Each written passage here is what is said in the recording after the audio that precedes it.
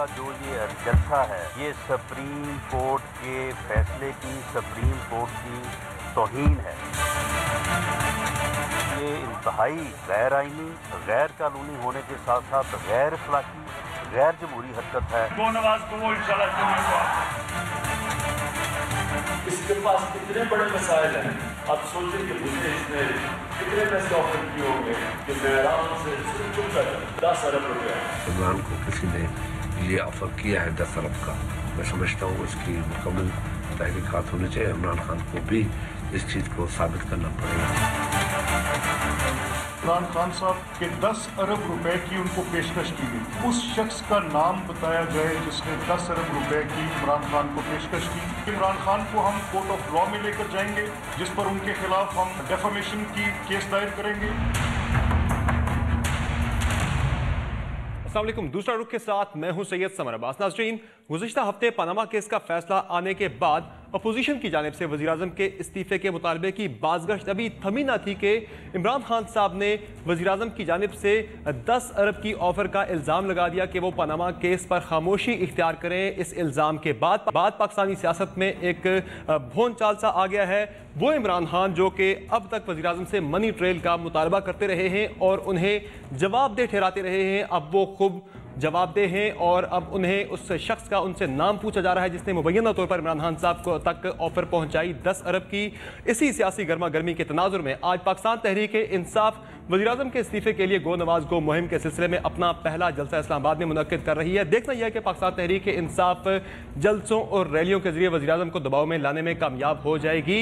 इसी पर बात करने के लिए हमारे साथ खुसूसी तौर पर मौजूद हैं पाकिस्तान मुस्लिम लीग सीनियर रहनुमा और वफाक के वज़ीर बराह रेलवे ख्वाजा साद रफीक साहब। बहुत शुक्रिया ख्वाजा साहब हमें शो में ज्वाइन करने के लिए। ख्वाजा साहब, आज से खान साहब ने इस्लामाबाद से जलसे का आगाज कर दिया है, जलसों का आगाज कर दिया है और अपनी मुहिम शुरू कर दिया वज़ीर-ए-आज़म पर दबाव डालने के लिए कि वो इस्तीफा दें।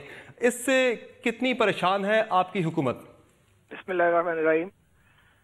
समर भाई, इमरान खान साहब का ये वतीरा है और ये कोई नया काम उन्होंने नहीं किया।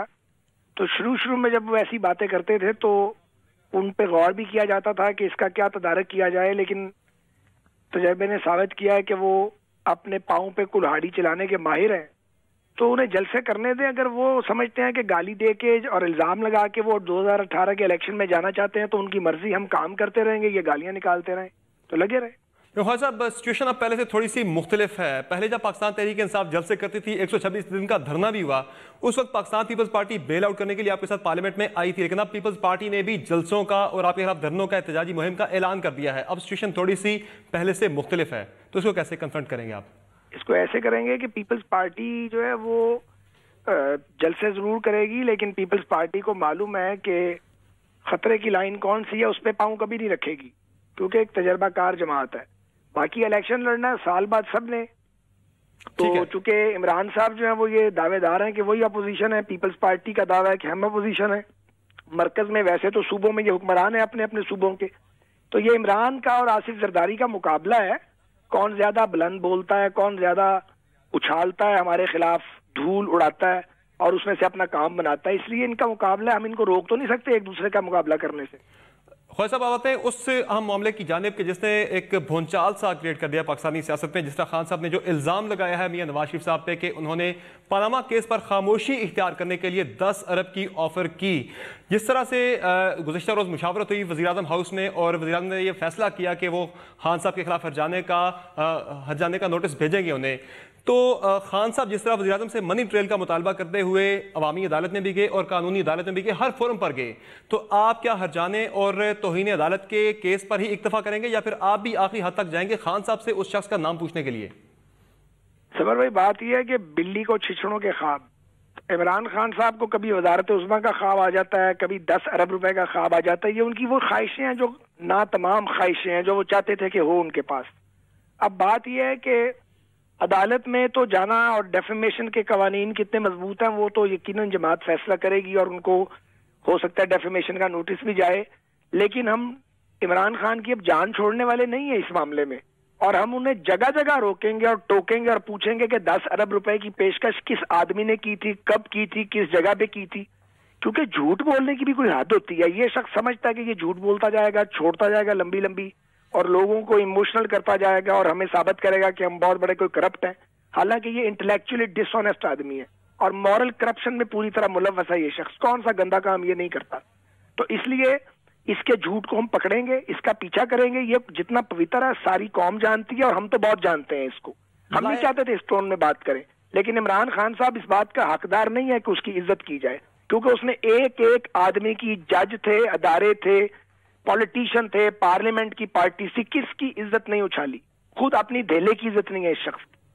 लाया अमल क्या होगा खान साहब, जिस आप कह रहे हैं उन्हें कन्फ्रंट करेंगे, उनसे पूछेंगे लाया अमल क्या होगा? अमल ये है कि अगर इमरान खान के मुंह में जबान है तो हम जबान नहीं रखते हैं। वो जलसा करना जानता है तो हमें करना आता है। उसने तो अब पैदा हुआ सियासत में शुरू किए हैं। हम सारी जिंदगी जमांदरू यही काम करते हैं।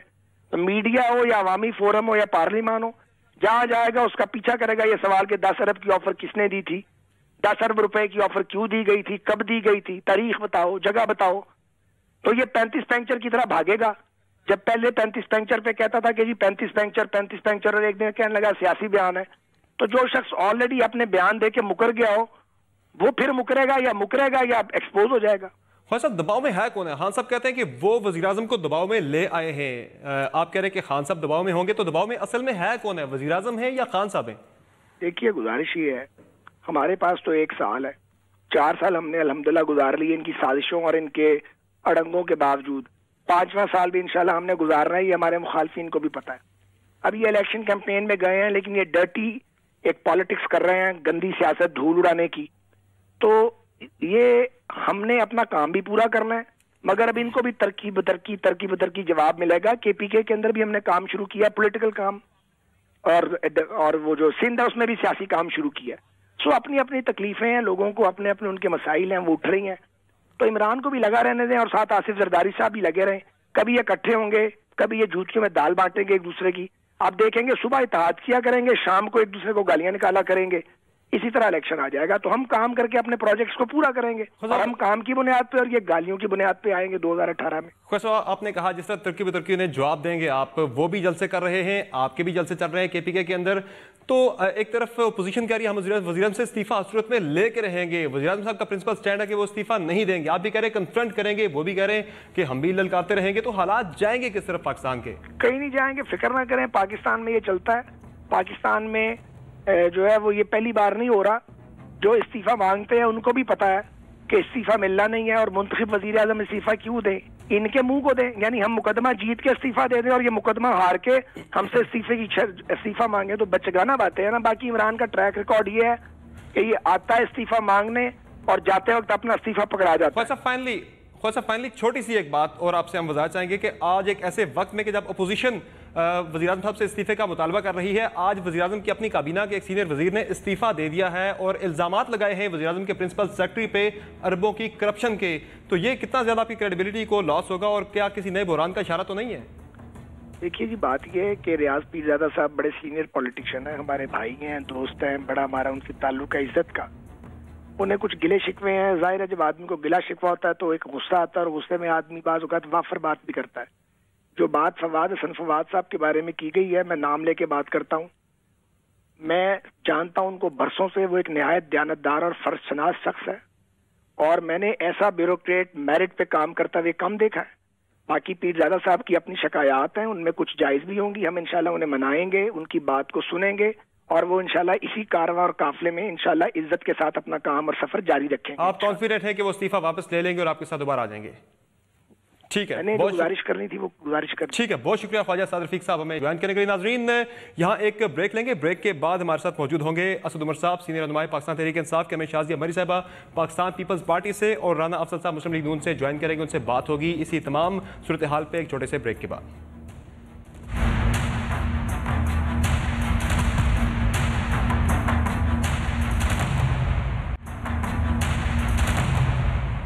शाजिया मरी साहिबा, खुर्शीद शाह साहब ने तो आज कह दिया है कि खान साहब जो है उन्हें 10 अरब के मामले पे जो इल्ज़ाम है वो साबित करना पड़ेगा, नहीं तो उनकी सियासत ही ख़त्म हो जाएगी। दूसरी जानिब वज़ीर आज़म की जानिब से गुज़श्ता रोज़ जो फैसला हुआ है कि वो खान साहब के खिलाफ दावा करेंगे, हटाने का दावा भी करेंगे और उनके खिलाफ तौहीन अदालत का भी केस दायर किया जाएगा। तो किस मूव को आप सपोर्ट करती हैं? हुकूमत ने जो फैसला किया है वो दुरुस्त फैसला है, तौहीन अदालत का उनके खिलाफ केस दायर करना और हटाने का दावा करना?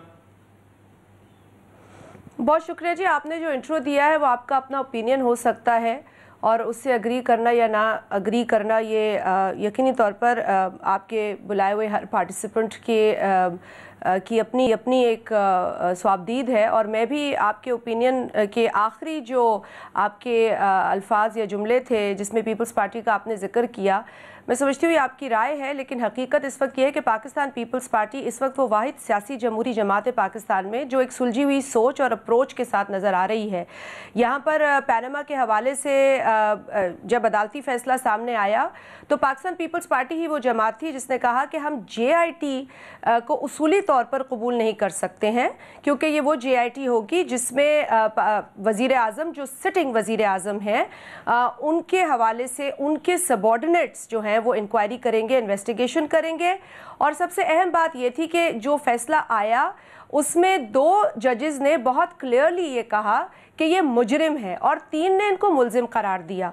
तो हमने बहुत वाज़े तौर पर ये कह दिया था कि ये फैसला सिटिंग प्राइम मिनिस्टर के ख़िलाफ़ आ चुका है, लिहाजा उनकी पोजीशन पर फाइज रहना इस वक्त हमें समझ नहीं आ रहा और उनको इस्तीफ़ा देना चाहिए।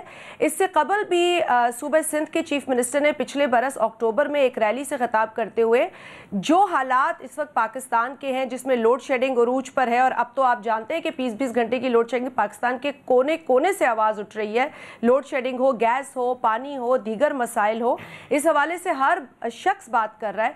तो ये इस्तीफे का मुतालबा तो हम बहुत पहले कर रहे थे कि देखिए इखलाकी जवाज़ नहीं बनता, लेकिन अब तो कानूनी जवाज़ भी मेरा ख्याल है आपके सामने आ चुका है कि नहीं बनता है।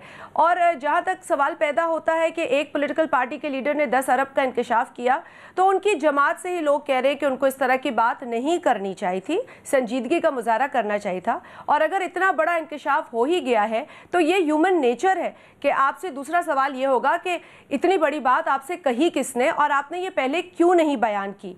और इसमें जैसे आपने एक लफ्ज़ सही कहा कि भोंचाल खड़ा हो गया है, तो जी भोंचाल खड़ा किसने किया, क्यों किया, इस वक्त क्यों किया, जबकि तमाम अपोजिशन जमातें इस नुक्ते पर मुत्तहद हो रही हैं और नज़र आ रही हैं कि वज़ीर आज़म जो है वो इस्तीफ़ा दें।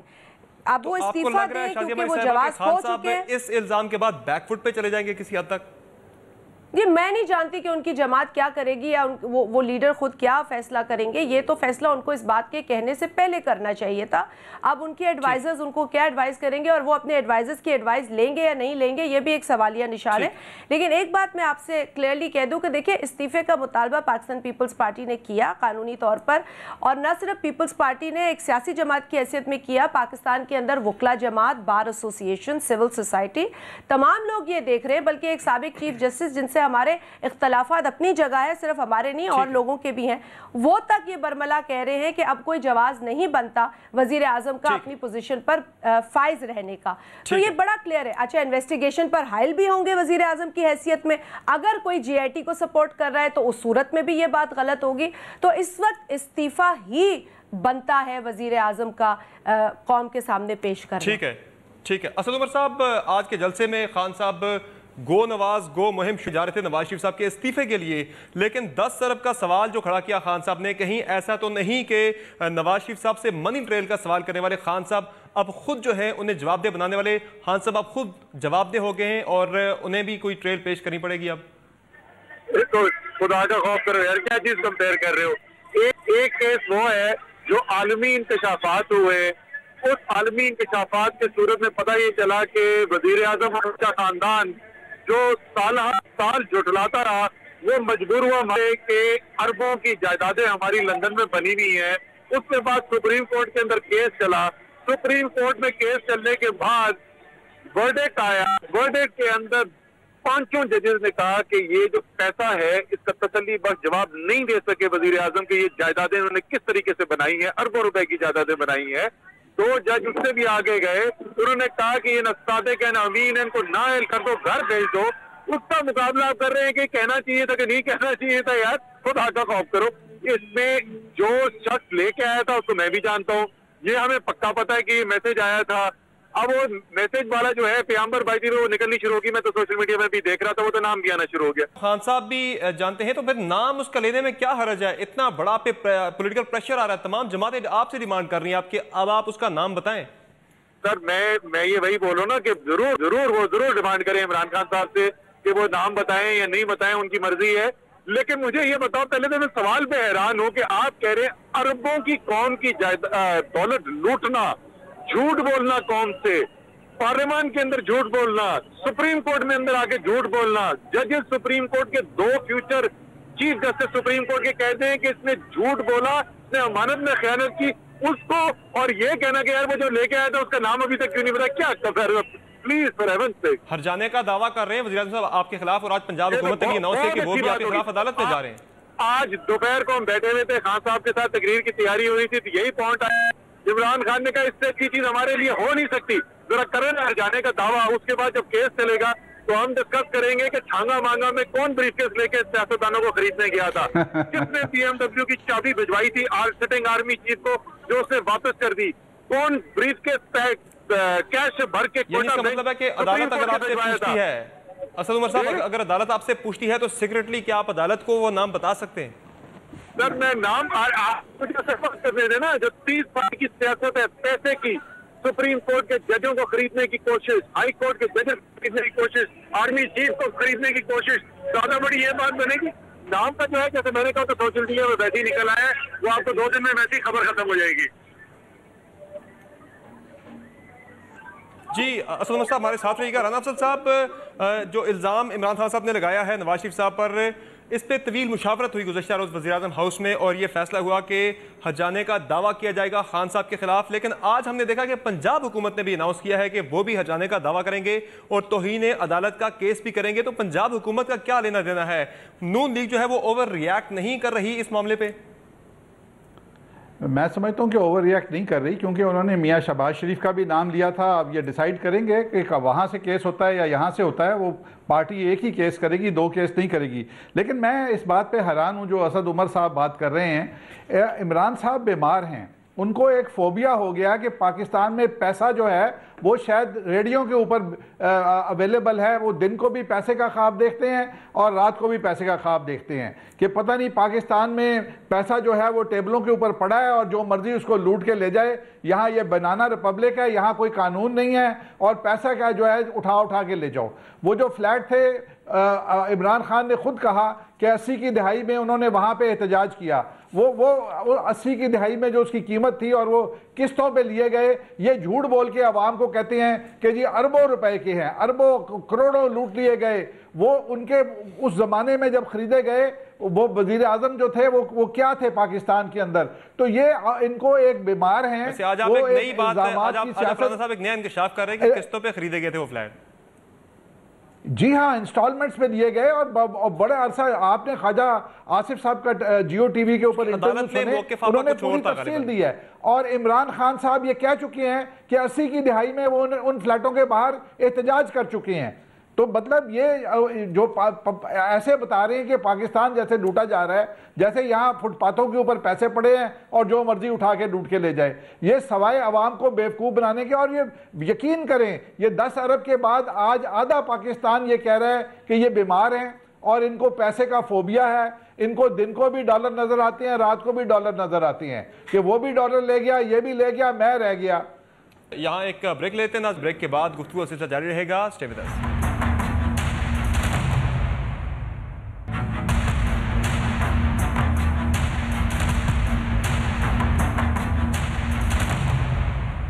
Welcome back. शाजिया मरी साहिबा, आपसे ये जानना चाहेंगे कि वज़ीर-ए-आज़म के इस्तीफे के मामले पर असेंबलियों के अंदर तो पाकिस्तान तहरीक इंसाफ और पाकिस्तान पीपल्स पार्टी के दरमियान कन्वर्जेंस है, लेकिन असेंबलियों से बाहर वज़ीर-ए-आज़म के इस्तीफे के मुतालबे पर दोनों जमातें क्या अब सोलो फ्लाइट की पॉलिसी ही इख्तियार करेंगी, यानी असेंबलियों में एक दूसरे के साथी और बाहर एक दूसरे पर वार, जिस तरह से गुज़श्ता हफ्ते से हम सिलसिला देख रहे हैं?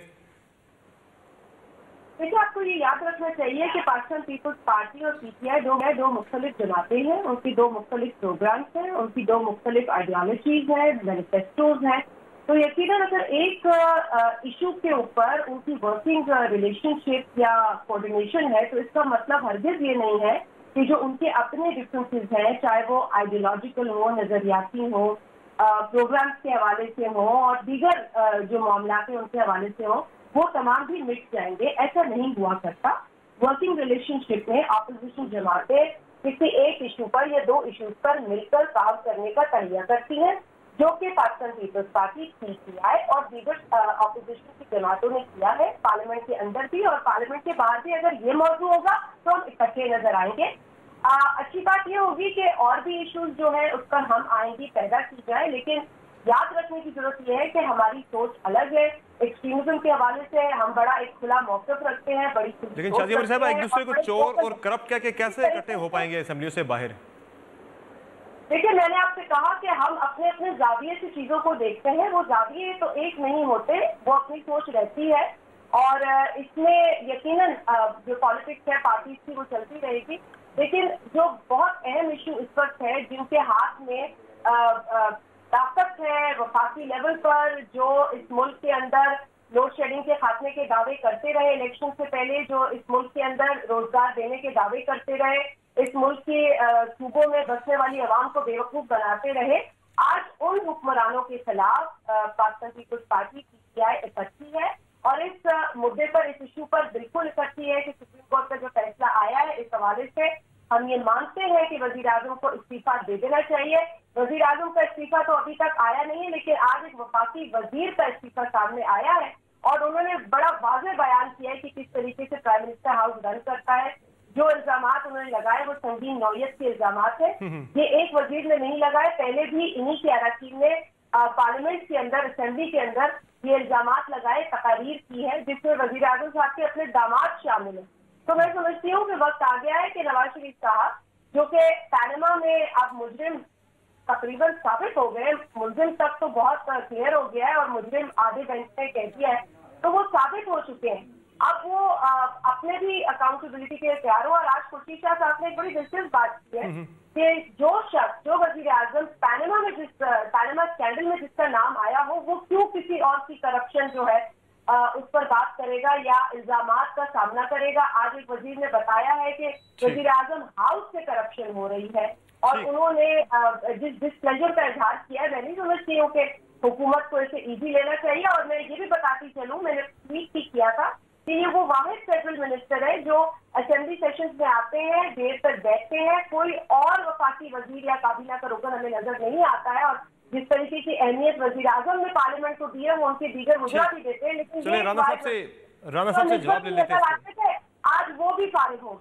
राना साहब से जवाब ले जी। राना साहब, शाजिया मरीज़ साहिबा जिस तरह बता रही है कि आज एक वफाकी वजीर रियाज पीरज़ादा साहब ने इस्तीफ़ा दिया है, ना सिर्फ इस्तीफ़ा दिया है बल्कि वज़ीर आज़म हाउस पे उनके प्रिंसिपल सेक्रेटरी पे अरबों रुपए की करप्शन का इल्ज़ाम लगाया है, सेक्रेटरी इस्टेब्लिशमेंट पे करप्शन का इल्ज़ाम लगाया है।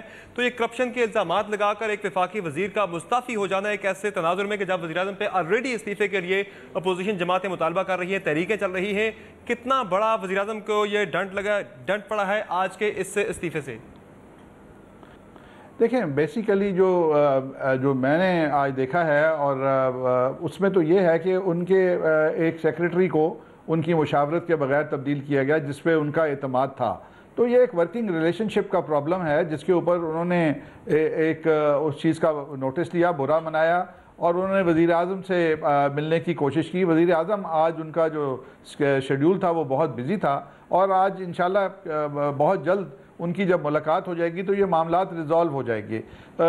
इसके अंदर अगर कोई करप्शन की बात होगी तो वज़ीर आज़म के नोटिस में आ जाएगी और उसके ऊपर ज़रूर एक्शन होगा। लेकिन जहाँ यहाँ बात हो रही थी इन दोनों पार्टीज़ की जो वज़ीर आज़म का इस्तीफ़ा मांग रही हैं, अब आप पीछे जाएँ और देखें कि जब तक ये फ़ैसला अनाउंस नहीं हुआ था उस वक्त तक ये कह रहे थे कि हम मनो अन सुप्रीम कोर्ट के फ़ैसले को मानेंगे। और सुप्रीम कोर्ट का फ़ैसला क्या आया? क्या सुप्रीम कोर्ट वज़ीर आज़म को कुर्सी से हटा नहीं सकती थी? वो हटा सकती थी अपने फैसले में, लेकिन उस सुप्रीम कोर्ट का जो फैसला है उसमें उन्होंने नहीं हटाया, उन्होंने JIT का फैसला किया। अब कोई भी फैसला जो होता है उसको टुकड़ों में नहीं देखा जाता, उसका जो फाइनल फैसला होता है वो एक मुकम्मल फैसला होता है और उसमें बड़ी क्लियर कट इंस्ट्रक्शंस होती हैं। अब ये जो है ये आवाम को बेवकूफ़ बनाने की साजिश, जहाँ से ये बात शुरू हुई थी वो शुरू यहाँ से हुई थी कि वज़ीर आज़म का तो नाम ही नहीं है और अगर वज़ीर आज़म ने अपने बच्चों के बारे में कोई एक्सप्लेनेशन दी उसमें कोई कमी है और जजेस ने महसूस किया कि इसके ऊपर एक डिटेल्ड इंक्वायरी होनी चाहिए, एक JIT बनाई जाए और वो उस फैसले के अंदर JIT के मेंबर्स की पूरी तफसील दे दी गई, तो वो सुप्रीम कोर्ट का फैसला है। अब ये लोगों को वज़ीर आज़म का नाम नहीं राना साहब, लेकिन वज़ीर आज़म को ये कहा गया है कि JIT के सामने आपको पेश होना होगा अगर उन्हें जरूरत पड़ी तो। पाकिस्तान का कानून है और उस पाकिस्तान के कानून के सामने हर किसी को सर झुकाना पड़ेगा। अगर वजीर आज़म को कानून ये कहता है कि वो पेश हों, और हमारे वजीर आज़म पहले भी पेश हुए हैं, अब ये कहना जी छोटे आदमी के सामने पेश हो रहे हैं, बड़े आदमी के सामने पेश हो रहे हैं, कानून जो है वो यही है कि आपको अगर एक कोर्ट का, अदालत का फैसला है वो आपको मानना है। तो उसके ऊपर पाकिस्तान मुस्लिम लीग नून ने तो कभी बैक ट्रैक नहीं किया। हमने अदालतों के इज्जत और वकार को बढ़ाया है। हमारे ऊपर बड़े इल्ज़ाम लगते रहे हैं, लेकिन हम तो आप देख रहे हैं कि हमने जो किसी फैसले के अंदर क्रिटिसाइज नहीं किया, उसको एक्सेप्ट किया है। और ये जो आप कह रहे हैं कि ये मुझे ये बताएं कि इस फैसले को, उसके टुकड़ों को जो बोलना है, ये बड़े बड़े सीनियर पार्लियामेंटेरियन है, 5-5, 6-6 दफ़ा ये असेंबलियों में रह चुके हैं, और इनको ये नहीं पता कि सुप्रीम कोर्ट का फैसला क्या होता है, और उसके टुकड़े जो होते हैं वो मैटर नहीं करते। ठीक है, असद उमर साहब ने हमें ज्वाइन किया है दोबारा से। असद उमर साहब, आज तो खान साहब जो है वो गो नवाज गो तहरीक लॉन्च करने जा रहे थे, और वो उनका ये कहना था कि जो गो नवाज गो है उसे वो दूसरा कौमी तराना बनाने जा रहे हैं, लेकिन 126 दिन का जो आपका धरना है उसमें तो आप नवाज शरीफ साहब से इस्तीफा नहीं ले सके। आज जो आप जलसा कर रहे हो, जलसों की सीरीज जो तहरीक इंसाफ शुरू करने जा रही है, आपको कैसे लग रहा है कि किस तरह आप कॉन्फिडेंट है कि इन जलसों के जरिए आप वज़ीर आज़म को इस्तीफे पर मजबूर कर देंगे? सर, ये जिस तरह पनामा के इंकशाफात हुए ना, उसके बाद भी हमें ये बताया गया कि ये अब क्या सड़कों के ऊपर धक्के खाते फिर रहे हैं और क्या जलसे कर रहे हैं, इससे क्या फर्क पड़ेगा? सर, उससे फर्क ये पड़ा कि पाकिस्तान के अवाम की मेहनत की वजह से पाकिस्तान की तारीख में पहली दफा एक करप्शन के केस के ऊपर एक सिटिंग प्राइम मिनिस्टर को सुप्रीम कोर्ट के सामने पेश होना पड़ा। उनकी तलाशी ली गई, उनको करार दिया गया कि वो ना सादिक है ना वो अमीन है। तो भाई ये तो हम बहुत अरसे से सुनते हैं, मेरे को कुछ नहीं हो रहा, ये कुछ नहीं करते करते हम यहाँ पर बात ले आए हैं। यहाँ पर जो बात कर रहे थे राणा साहब कि सुप्रीम कोर्ट का फैसला, जनाब सुप्रीम कोर्ट का फैसला जरा गौर से पढ़ें। सुप्रीम कोर्ट कह रही है कि हमें JIT बनाने की जरूरत इसलिए पेश आई कि पाकिस्तान के इदारे मफलूज कर दिए गए। वो वजीर आजम जिसने इन इदारों के सरबराहान लगाए थे, उसने कोई भी तफ्तीश होने से इनको रोक दिया, कोई उंगली नहीं उठा सका। असद उमर साहब, अभी तो उन्हीं इदारों ने तफ्तीश करनी है JIT में। यही तो हम कह रहे हैं कि वो जो JIT जिससे सुप्रीम कोर्ट तफ्तीश करानी चाहती है, वो JIT तफ्तीश कर ही उस वक्त सकेगी आजादाना तरीके से जब उनके सर के ऊपर एक वजीर आजम जिसके ऊपर करप्शन के चार्जेस इतने अहम और जिसके ऊपर 2 सीनियर तरीन जजेस की वर्डिक्ट न लगी रही हो। यही तो बात की जा रही है। ये जो वजीर आजम नवाज शरीफ साहब हैं, इनके क्लिप्स उठा के देख लें। जिस वक्त मेमो गेट हुआ, जिस वक्त स्विस बैंकों की बात आई, तो पाकिस्तान के भी किसी कोर्ट ने वर्डिक्ट नहीं दिया था। उन्होंने कहा जरदारी तुम किस मुंह से इस कुर्सी पे बैठे हो, तुम्हें कोई शर्म होती तो घर चले जाते। मियां साहब पूरे पाकिस्तान की बात नहीं सुनते तो अपनी ही बात सुन ले। जो खुद उन्होंने दर्ज दिया था कौम को, उस पर ही अमल करके दिखा दे। इधर आए और आके देखें जो मखलूक खड़ी हुई है इस वक्त इस्लामाबाद में, ये सब जो है ये खामोश बैठने के लिए नहीं आए। जिस तरीके से अपना हक मनवाने के लिए, इंसाफ लेने के लिए जद्दोजहद की और सुप्रीम कोर्ट तक इंसाफ के कटहरे में लेके गए वजीर आजम को, उसी तरीके से इंशाअल्लाह ताला ये JIT की आजादाना तहकीकात को भी गारंटी करवाएंगे। ठीक, यानी आप कॉन्फिडेंट है कि जलसों के जरिए आप वजीर आजम को इस्तीफे के लिए मजबूर कर सकेंगे? सर बहुत कुछ हो रहा है, जलसे नहीं हो रहे। पाकिस्तान की सबसे बार एसोसिएशन जो है उसकी अपील आ चुकी है, उनका फैसला आ चुका है कि वजीर आजम को मुस्ताफी हो जाना चाहिए। आज मुझे खबर आई है, अभी मैंने इसकी तस्दीक नहीं कर सका, लेकिन मेरे पास खबर आई है कि इस्लामाबाद की जो बार है उसने भी यही तलब कर दी है। तो अब ये बात जो है वो सिर्फ सियासी पार्टियों में नहीं, सिर्फ पार्लियामान के अंदर नहीं गूंज रही, ये बार एसोसिएशन में भी गूंजना शुरू हो गई है। और आप बहुत जल्द देखेंगे ये पाकिस्तान की सड़कों में, फैक्ट्रियों में, खेतों में, आपको हर जगह ये आवाज सुनाई देगी।